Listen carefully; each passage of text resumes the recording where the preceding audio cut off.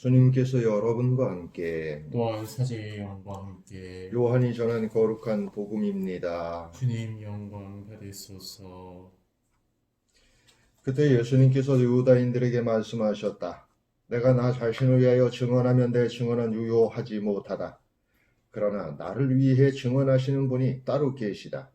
나는 나를 위해 증언하시는 그분의 증언이 유효하다는 것을 알고 있다. 너희가 요한에게 사람들을 보냈을 때 그는 진리를 증언하였다. 나는 사람의 증언을 필요로 하지 않는다. 그런데도 이러한 말을 하는 것은 너희가 구원을 받게 하려는 것이다. 요한은 타오르며 빛을 내는 등불이었다.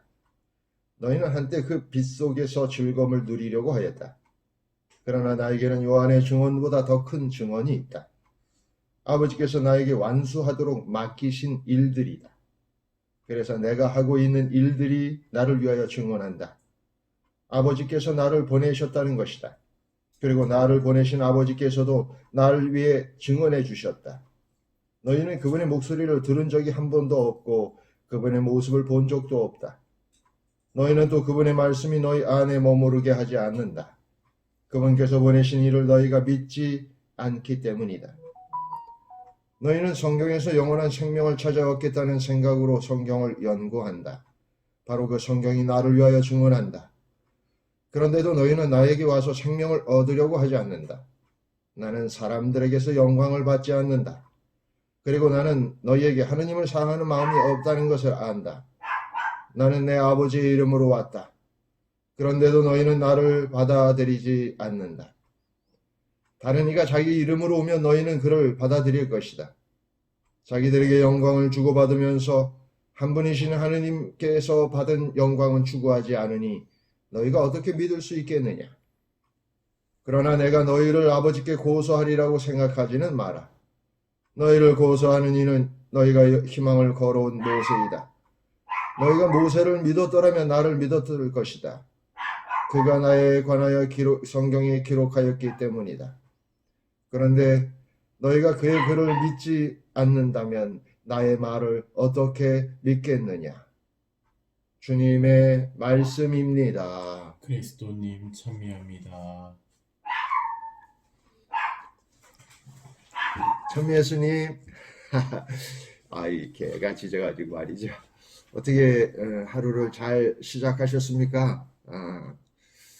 요즘 아직도 이렇게 코로나가 이렇게 완전히 사라지질 않아서 또 마지막까지도 이렇게 어려움을 주고 있는데 어떻게 잘 이렇게 하루를 살아가시기 바랍니다.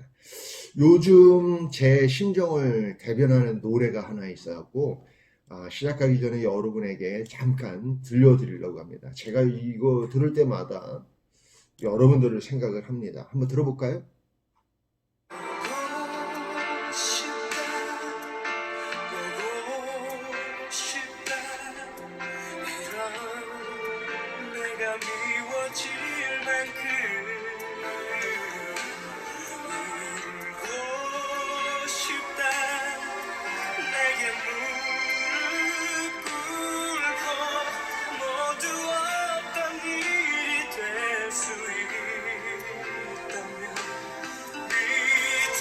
예. 제가 너무 보고 싶어요. 예. 우리가 이렇게 벌써 혼자 우리 정신을 둘이 이렇게 한 지도 한 달이 넘고 여러분들 얼굴이 아른아른합니다. 어쨌든 빠른 시일 내에 이렇게 같이 함께 미사 봉헌할 수 있게 되기를 빕니다.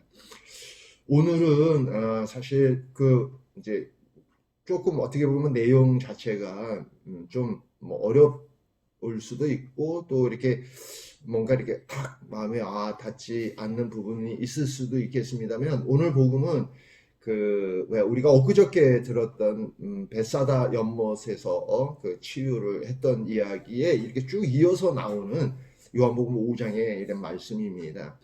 그런데 오늘 복음보다는 사실 독서 얘기를 먼저 좀 하고 싶은데 여러분들이 독서를 이제 듣지 않았기 때문에 좀 한번 읽어보시면 좋겠는데 탈출기에 나오는 얘기입니다. 여러분들이 이미 다 알고 있는 이야기인 것처럼 탈출기에 보면 모세가 이스라엘 백성들을 이끌고 이제 가나안으로 가는 도중에 모세가 이제 십계를 받기 위해서 이제 그 시나이산에 올라가잖아요. 그때 밑에서 이제 그 금송아지를 만들고 막 이런 거를 합니다.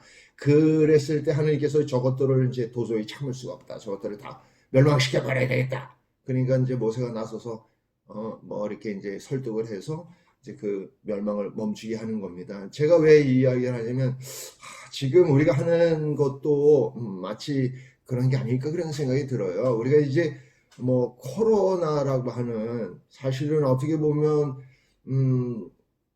이렇게 뭐 우리한테 큰 위협을 가하는 그런 것은 아니지만 어쨌든 불안감을 우리한테 주고 있는 우리를 어떻게 보면 평화롭지 못하게 하는 그런 일이 이렇게 생기고 있는데 이런 일들이 과연 우리가 제대로 하나님께 대한 믿음을 갖고 살고 있었다면 어떻게 대처했을까 그런 생각도 들긴 해요. 왜냐하면 그 창세기에 보면 하나님께서 이스라엘 백성들이 나를 믿지 않고 엉뚱한 것을 믿고 있다. 오늘날 많은 사람들이 우리가 어디로부터 왔고 또 어디로 갈 것인가에 대해서는 전혀 생각하지 않고 이 세상에서 것만 이렇게 그래서 어떤 수단과 방법을 가리지 않고 자신의 어떤 평화, 자신의 평온만 바라고 있는 물론 뭐 그런다고 해도 양심이 그를 평화롭게 하지 않을 겁니다. 그런데 어쨌든 그런 많은 것들이 결국은 이런 사단을 일으키는 이유가 되는 것이 아닌가 그런 생각이 들어요. 따라서 우리는 우리 신앙인들은 적어도 우리 가톨릭 신자들은 하나님의 뜻에 따르는 하나님께 부합하는 그런 삶을 살아야 되지 않겠는가. 오늘 복음도 보면 예수님께서 왔는데 사람들이 믿질 않는다 그런 얘기를 합니다. 사실 우리가 이제 뭐 성당에 다니고 그러면 어디 가면 이제 대부분의 사람들이 뭐 그 성당에 다니고 세례를 받은 사람들은 종교란 그러면 그냥 이렇게 천주교 이렇게 막 이렇게 적긴 합니다만 정말 내가 천주교인인가 하는 질문은 이렇게 해봐야 돼요. 사실 예수님께서는 유다인들에 관해서 그들이 하나님을 받아들일 마음조차 없고 하나님께서 그들 안에 이렇게 함께 하시지도 않고 하는 것들을 이렇게 한탄하시는 거죠. 어쩌면 예수님께서 이 세상에 오신 이유는 그런 무지한 사람들, 그런 어떤 믿음이 부족한 사람들에게 어쩌면 길을 보여주기 위해서 또 빛을 비추기 위해서 오신 겁니다. 따라서 우리 천주교 신자들이 여러분들이 다른 사람들과는 다른 모습으로 우리에게 다가오는 일들에 대처하고 또 증거하고 또 드러낼 수 있어야 하지 않겠나. 그것이야말로 하나님 안에서 누리는 참 즐거움이 아닐까 이런 생각이 듭니다. 정말 중요한 것은 오직 한 가지뿐이다 하신 예수님의 말씀을 기억하고 오늘 하루도 주님 안에서 잘 지내시고요.